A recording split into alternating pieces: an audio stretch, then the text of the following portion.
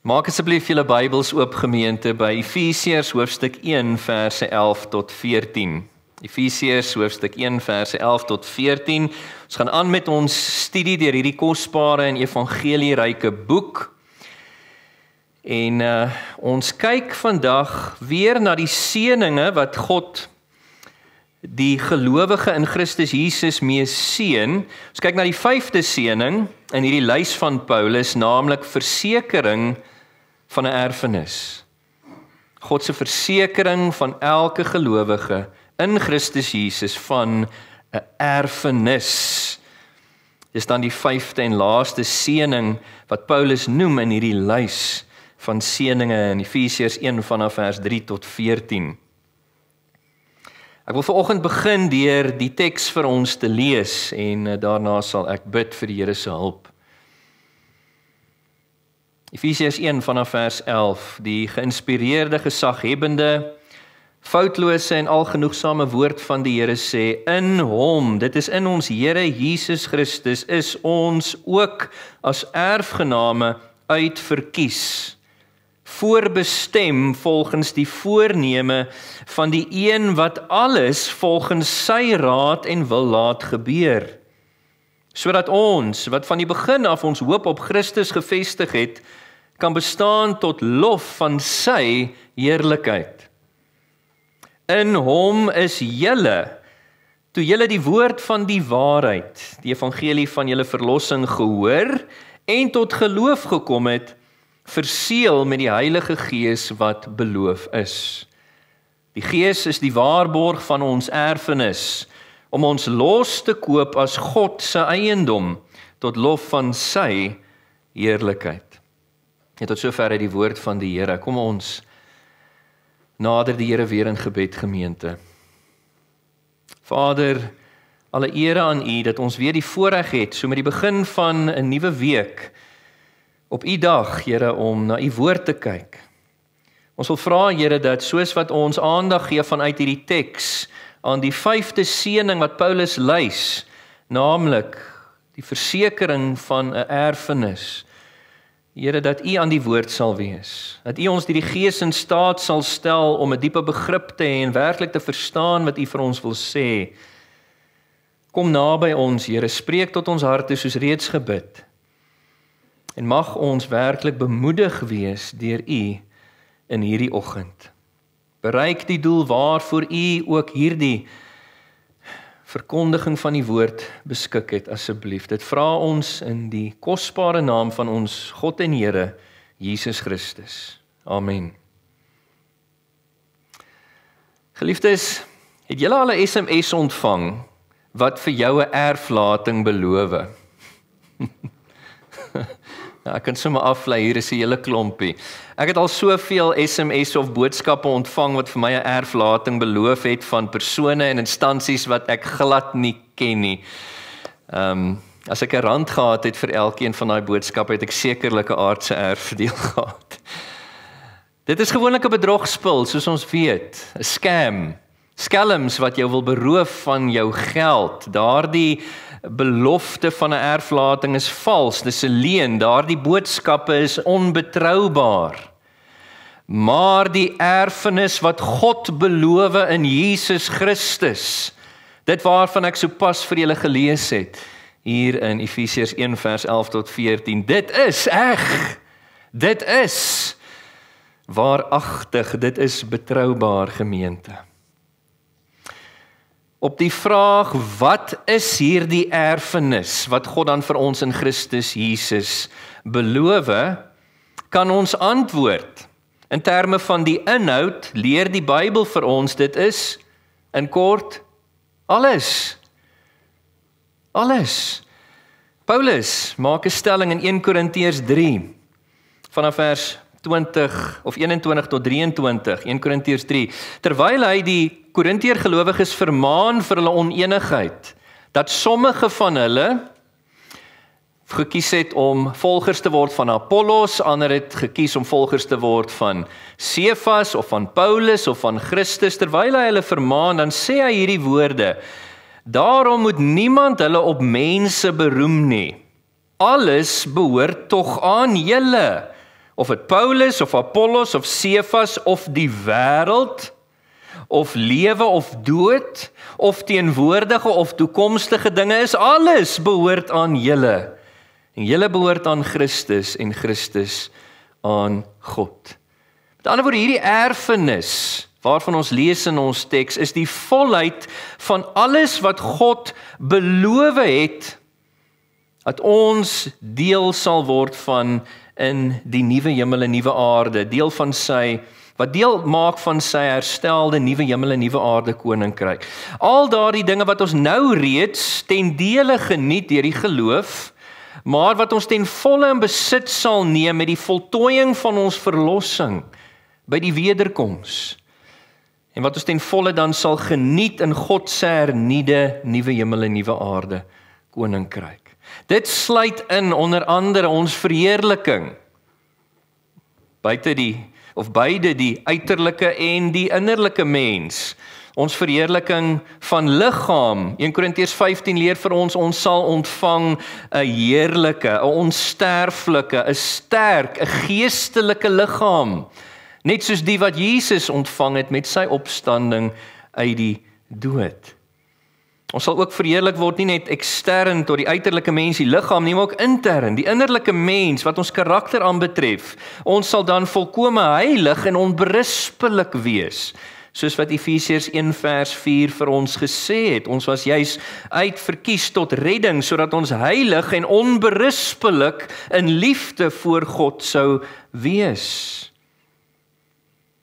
Hierdie erfenis sluit ook in die nuwe hemel en nuwe aarde wat ons in besit sal neem. 'n verheerlikte aarde kan ons sê, waar daar geen sonde meer is nie en gevolglik ook geen vloek meer nie. Dit sal 'n wêreld wees wat ons beerwe, wat werklik pragtig gaan wees. Waaroor ons saam met Jesus Christus as koning sal regeer, soos die skrifte ons leer, en waar ons die kulturele mandaat volmaak sal kan vervul. Die erfenis sluit in ook ons beloning wat ons sal ontvang vir die goeie werke wat ons verrig het hier en nou in hierdie lewe. Daai goeie werke wat ons leer, byvoorbeeld in tekste soos Efesiërs 2 vers 10, wat God voorberei het vir ons om in te wandel, daai goeie werke wat ons doen uit dankbaarheid vir God se liefde en reddende genade oor ons in Christus. Hierdie erfenis sal insluit ook die teenwoordigheid van God. En dit is sekerlik die klimaks, die toppunt van ons erfenis, dat ons in volmaakte gemeenskap dan sal leef. Daai gemeenskap wat ons nou ten dele geniet in Christus Jesus, maar ten volle sal geniet in die nuwe hemel en nuwe aarde. Gemeenskap met die drie-eenheid. Gemeenskap met alle gelowiges, gemeenskap met die heilige engele. Dit sal werklik 'n lewe wees van vrede en vreugde. Ons sal geen gebrek meer hê nie.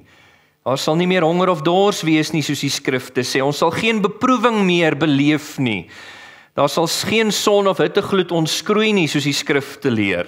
Daar sal geen meer hartseer wees nie, want God self sal die trane afvee. Daar sal geen meer dood wees nie, slegs volmaakte rus in Christus.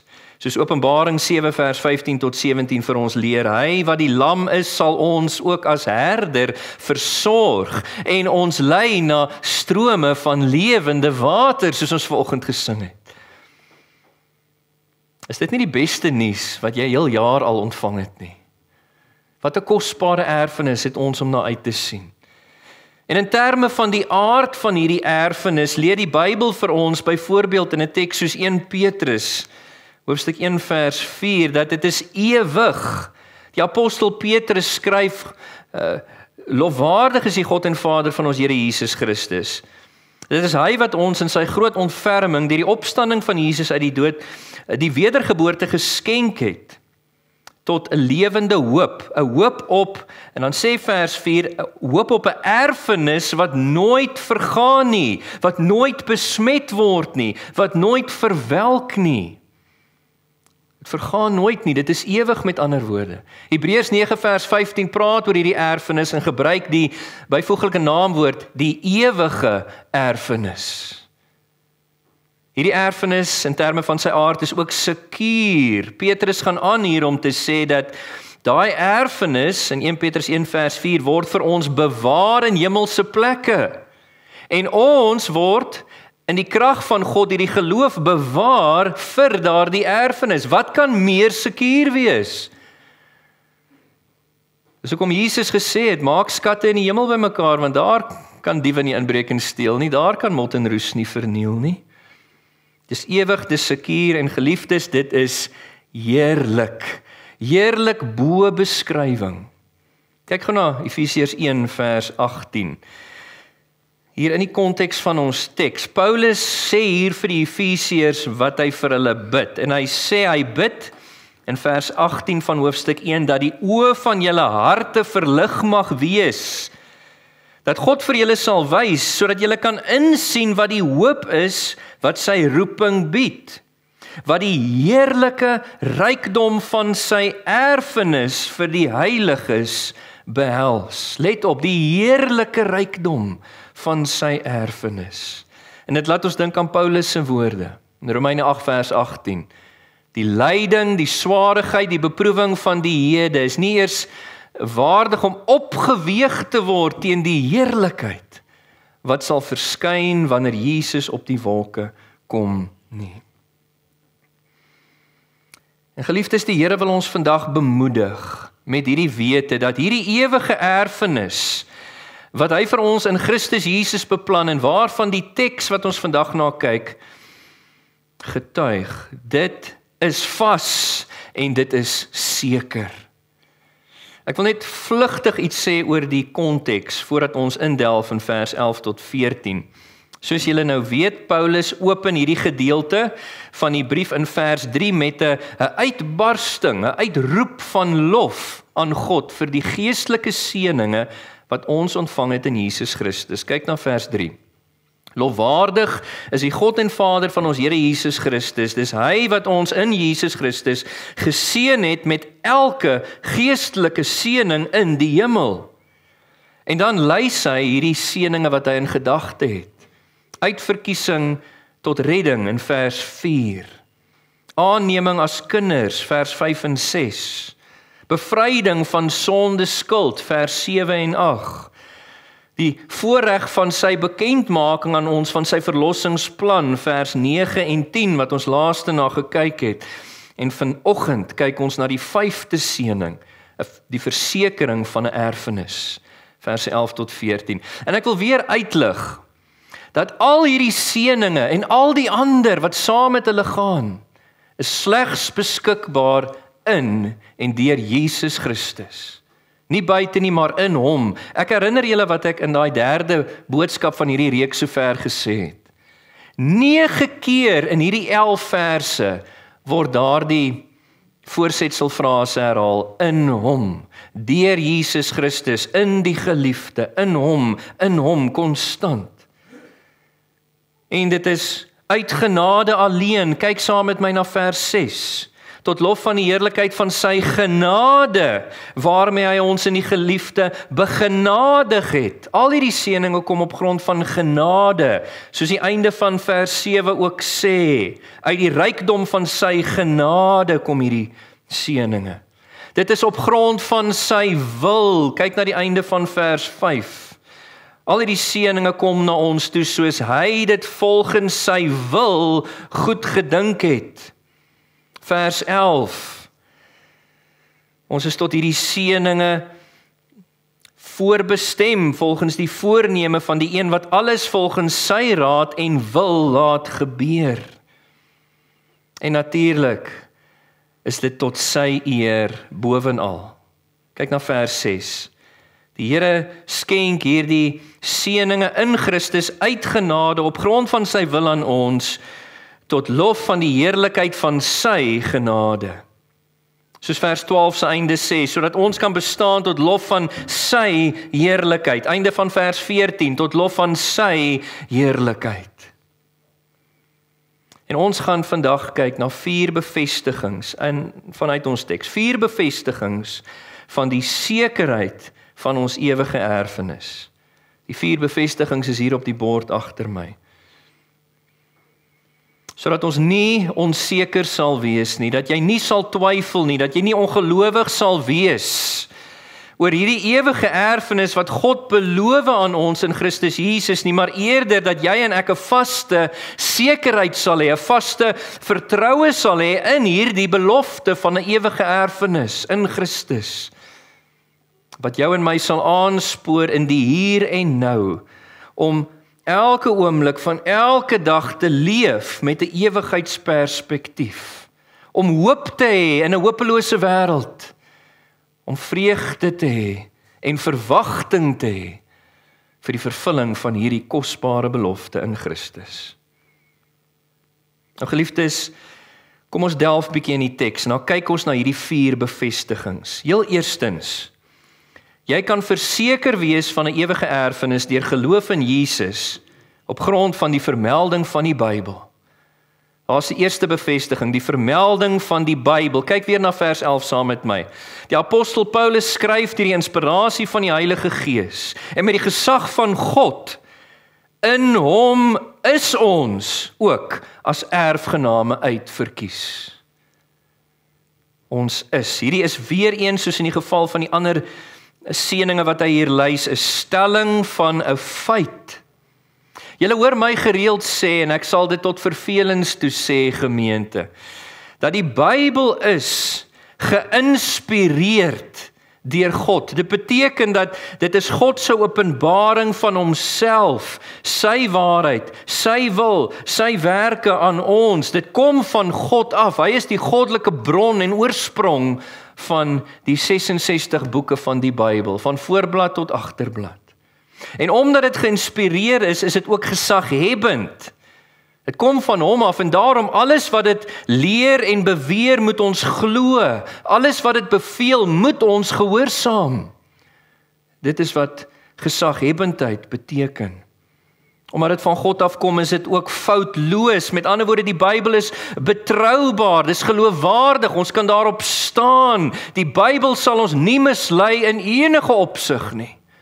En dit is ook algenoegsaam. Dit wil sê, dit bevat alles wat God wil hê ons moet weet om gered te word en 'n heilige lewe te lei tot sy eer. Alles wat die Here wil hê ons moet glo en gehoorsaam.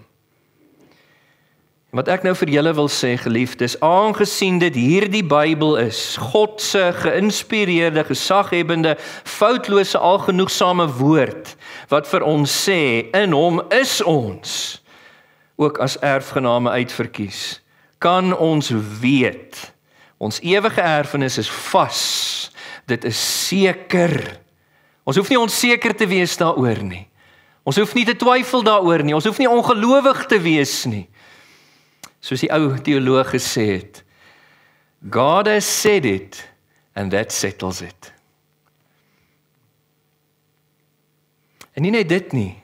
Tweedens, jy kan ook verseker wees van 'n ewige erfenis deur geloof in Jesus Christus op grond van die betrokkenheid van al 3 persone van die goddelike drie-eenheid om daai erfenis vir jou te verseker.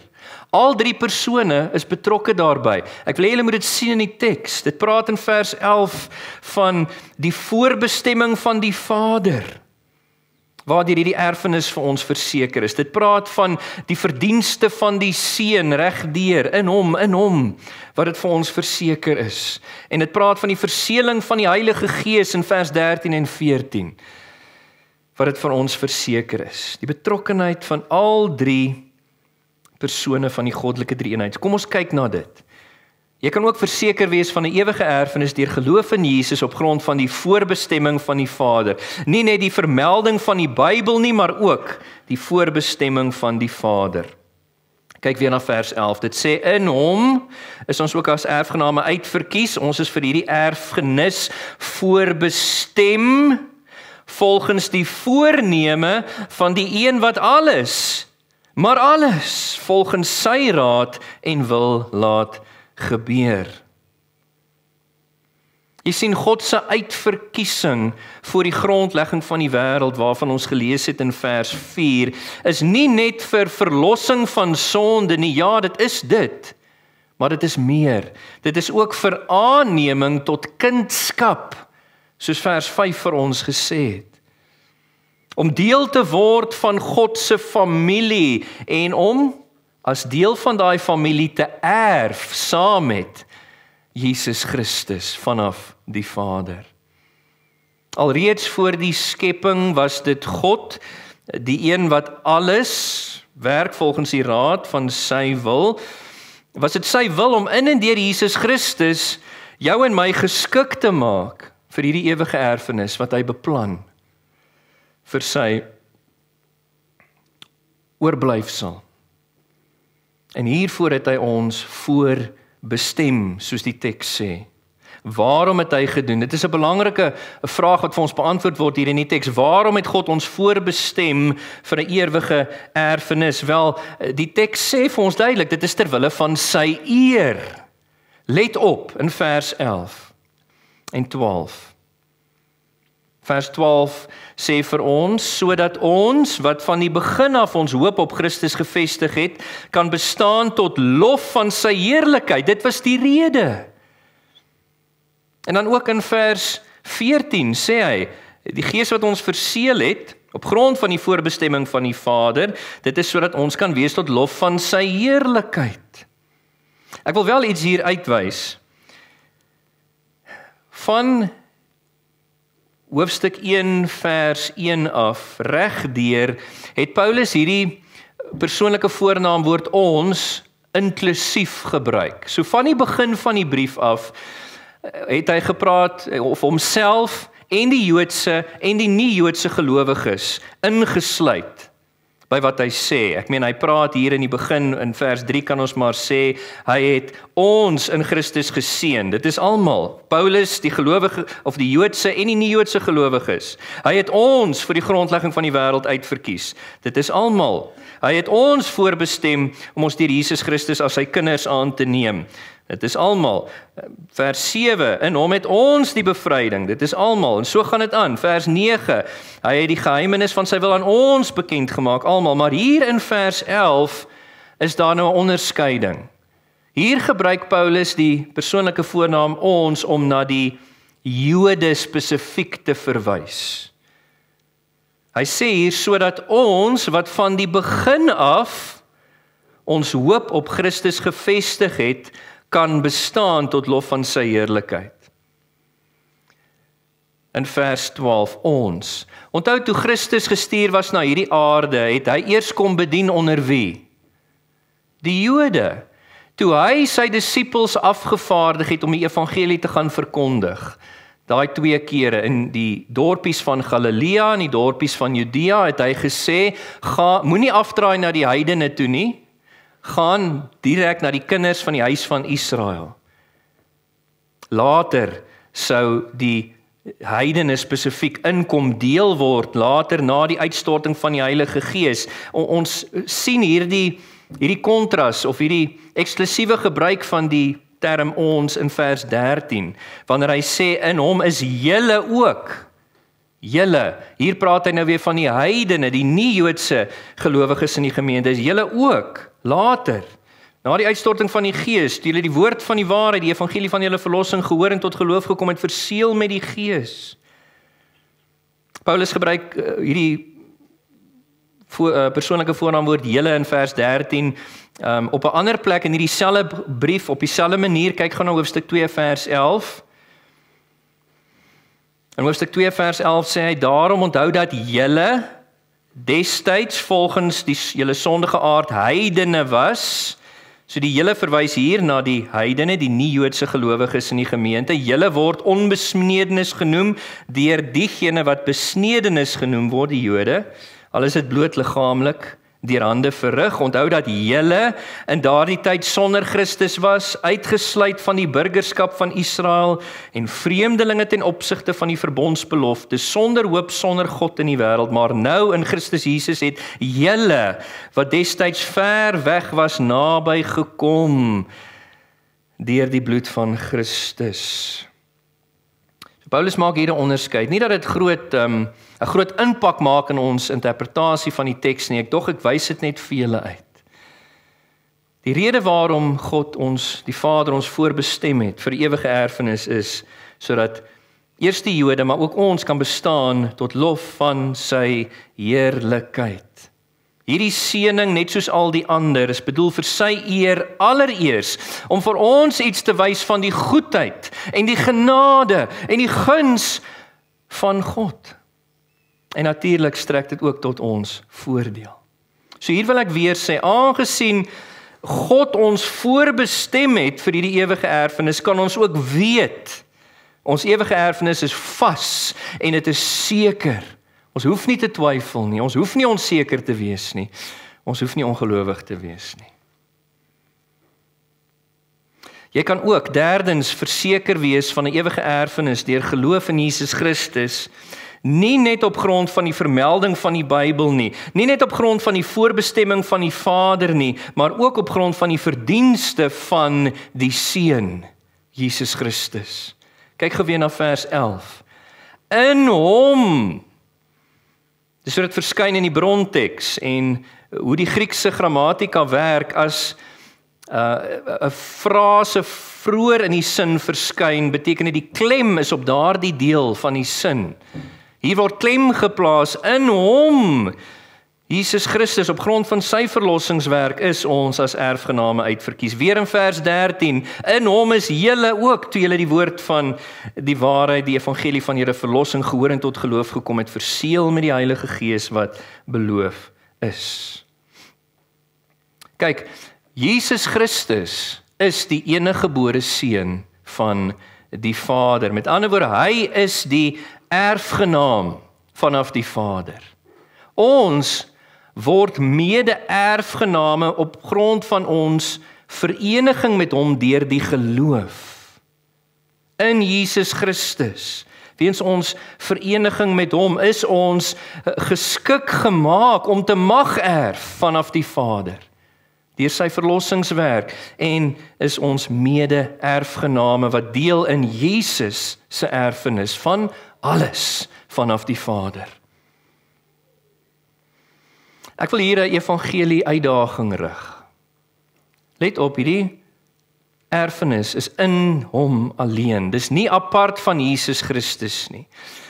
Vir ongelowiges wat nie vir God ken in 'n reddende verhouding met Jesus Christus nie, wat nog nooit tot bekering gekom het omdat jy berou gehad het oor jou sonde nie, wat nie bewus is van die feit dat jy 'n verlosser vir jou sonde nodig het nie, wat nog nie Jesus aangeneem het as jou verlosser van sonde en die Here van jou lewe nie, vir julle is daar geen verlossing en geen erfenis nie. Let op, in hierdie einste brief wat Paulus later sê in Efesiërs 5 vers 5. In Efesiërs 5 vers 5 sê die apostel Paulus, want dit moet julle goed begryp, geen hoereerder of onreine of gierigaard, so iemand is 'n afgodedienaar, het 'n erfdeel aan die koninkryk van Christus en van God nie. Dit is vir gelowiges alleen wat deur geloof in hom is. Vir hulle wat volgens vers 13 hier die woord van waarheid, dit is die evangelie van verlossing gehoor het, maar ook geglo het. En hier kan ek weer sê, aangesien Jesus Christus ons deur sy verlossingswerk geskik gemaak het, ons wie gehoor en geglo het, aangesien hy ons geskik gemaak het om te deel in sy erfenis, kan ons weet dat ons ewige erfenis is vas en seker. Ons hoef nie onseker te wees nie, ons hoef nie te twyfel nie, ons hoef nie ongelowig te wees nie.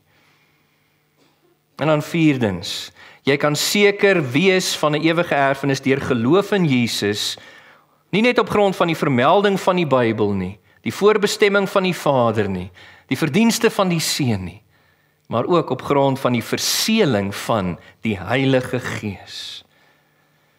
Kyk gou na vers 13 en 14 saam met my. In hom is julle, toe julle die woord van die waarheid, die evangelie van julle verlossing gehoor en tot geloof gekom het, verseël met die Heilige Gees wat beloof is. Hierdie inwoning en verseëling van die Heilige Gees is die waarborg van ons erfenis wat kom, om ons los te koop as God se eiendom tot lof van sy heerlikheid. Voor die grondlegging van die wêreld het God dit bepaal dat die Heilige Gees sou daardie verlossing wat die Vader beplan het en initieer het, wat die Seun kom verdien het binne tyd en geskiedenis, die Heilige Gees sal dit kom toepas in die lewe van gelowiges deur sy permanente inwoning. Dit was al beloof in Ou Testament tye onder die ou verbond. Kyk gou na vers 13, dit praat van die Heilige Gees wat beloof is. Dat hy sou kom, hy was werksaam in die Ou Testament, niemand kan tot geloof kom sonder die werking van die Gees nie, maar hy het nog nie gelowiges permanent inwoon, soos in Nuwe Testament tye nie. En dit was beloof dat hy sou kom om te inwoon en te verseël. Daar is soveel tekste waarna ons kan kyk, Jeremia 31 vers 31 tot 34, Joël 2 vers 28, 29, ek wil vir julle lees Esegiel 36 vers 26 en 27, Esegiel 36 vers 26 en 27, God het self beloof, terwyl hy gepraat het van die nuwe verbond, dit wat kom, ek sal vir julle 'n nuwe hart gee, praat van wedergeboorte, transformasie, 'n nuwe gees sal ek in julle binneste gee, ek sal die hart van klip uit julle liggame verwyder en vir julle 'n hart van vlees gee, my gees, hoofletter, sal ek in julle binneste gee, ek sal daarvoor sorg dat julle my vaste voorskrifte volg, en dat julle my bepalings nakom en uitvoer. Hy was beloof, en met die uitstorting van die Heilige Gees op Pinksterdag het dit gerealiseer. Hy het gelowiges permanent van daai punt vorentoe kom inwoon, om toe te pas die verlossing die die Vader beplan, die die Seun verdien. Vir watter doel het hy dit gedoen? Wel, soos die teks vir ons hier sê, om hulle te verseël, dit wil sê om hulle uit te merk as God se eiendom, onder God se beskerming vir 'n ewige erfenis. En daarom kan Paulus hier sê in vers 14, die Gees is die waarborg, die pand, die vooruitafbetaling kan ons sê, van ons erfenis. Kyk, hierdie verseëling kyk altyd vorentoe waar dit in die Nuwe Testament van gepraat word. Waar dit van gepraat word. Byvoorbeeld in hierdie einste brief, kyk na Efesiërs 4 vers 30. Efesiërs 4 vers 30, waar Paulus vir die gelowiges sê, bedroef nie die Heilige Gees van God, deur wie julle met die oog op die dag van bevryding verseël is nie. Met ander woorde, op daai dag, wanneer by Jesus se wederkoms, wanneer ons verlossing voltooi is, wanneer soos vers 14 hier sê, ons finaal losgekoop is as die eiendom van God, dan sal ons hierdie erfenis ontvang in die verheerlikte nuwe hemel en nuwe aarde, koninkryk van God. Ek sê weer eens, op hierdie punt, slegs diegene wat beide, soos vers 13 sê, gehoor het die evangelie boodskap, en daarom is dit so belangrik dat ons voortdurend dit verkondig, want hoe sal hulle tot geloof kom as hulle nie gehoor het nie? Romeine 10. Slegs diegene wat die evangelie gehoor en deur die werking van die Heilige Gees in hulle tot geloof gekom het, hulle is verseël vir hierdie erfenis. Vir die res wat kies om Christus en sy evangelie te verag en te verwerp, vir hulle wag daar niks anders as 'n verskriklike vooruitsig van oordeel onder die toorn van die Here nie, soos Hebreërs 10 vers 27 sê. En hier weer wil ek sê, soos onder elkeen van die ander 3 punte, aangesien die Heilige Gees ons verseël vir hierdie ewige erfenis, kan ons weet, dis vas, dis seker, ons hoef nie onseker te wees, ons hoef nie te twyfel nie. Ons hoef nie ongelowig te wees nie. Geliefdes, ek sluit hierdie boodskap af, net deur te sê, die Here het ons verseker, deur die vermelding van die Bybel, hier in ons teks, en deur al 3 persone van die goddelike drie-eenheid se werking, die voorbestemming van die Vader, die verdienste van die Seun, die verseëling van die Heilige Gees, omtrent die vasheid, die sekerheid van 'n ewige erfenis vir ons, wat gehoor en geglo het. En weet julle, hierdie ewige erfenis wat die Here vir ons verseker, dit beamoen vir ons God se goedheid, nie waar nie. Dit beamoen vir ons sy welwillendheid, nie waar nie. Dit is sy benevolence. Want dit alles is onverdiende genade. Ons voel partykeer soos daai kleintjie, né? Hoekom ons? Die Here is so goed. Sy welwillendheid in Christus Jesus oor ons ken geen perke nie. Dit beamoen ook vir ons, nie net die goedheid van die Vader nie, maar dit beamoen ook vir ons die volkomenheid van ons aanneming as kinders van God. Dat ons geskik gemaak was om saam met Jesus te deel in sy erfdeel vanaf die Vader. En daarom wil ek julle laat gaan vandag met hierdie woorde, gaan en lewe in die lig van hierdie waarheid. Met 'n ewigheidsperspektief, moenie verknog raak aan die dinge van hierdie wêreld, dinge wat aards en tydelik verbygaande is nie. Lewe met 'n ewigheidsperspektief, want ons ewige erfenis sal vir ons aanbreek wanneer Jesus op die wolke verskyn. Lewe lewens van verlange en verwagting vir daai dag nou alreeds.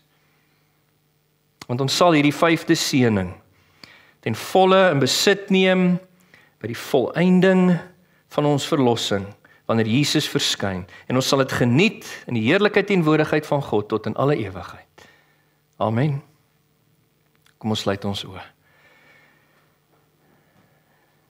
Hemelse Vader, ons loof en ons prys U vir hierdie versekering van 'n ewige erfenis wat U voor die grondlegging van die wêreld al reeds beplan het vir ons in Christus Jesus. En dat ons deur U genade op grond van U wil in die geliefde dit in besit sal neem soos U beloof.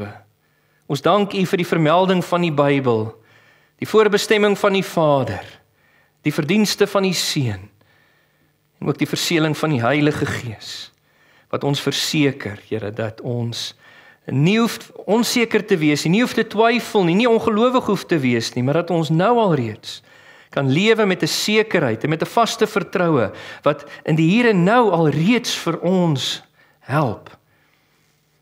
Here, om met 'n ewigheidsperspektief te leef, met hoop, met vreugde, met verlange, met verwagting. Help ons, Here, soos wat ons vandag en in die week wat kom gaan mediteer oor hierdie waarheid, die skrifte weer en dieper gaan bestudeer, om te sien of hierdie dinge so is. En brand dit in op ons harte, en mag dit werklik, vir tyd en ewigheid, ons verander, terwille van U eer. Wees ook nou met die res van hierdie erediens, die viering van die heilige nagmaal, die slotlied, die seënbede, die samesyn na die tyd. Dit vra ons in Jesus se naam. Amen.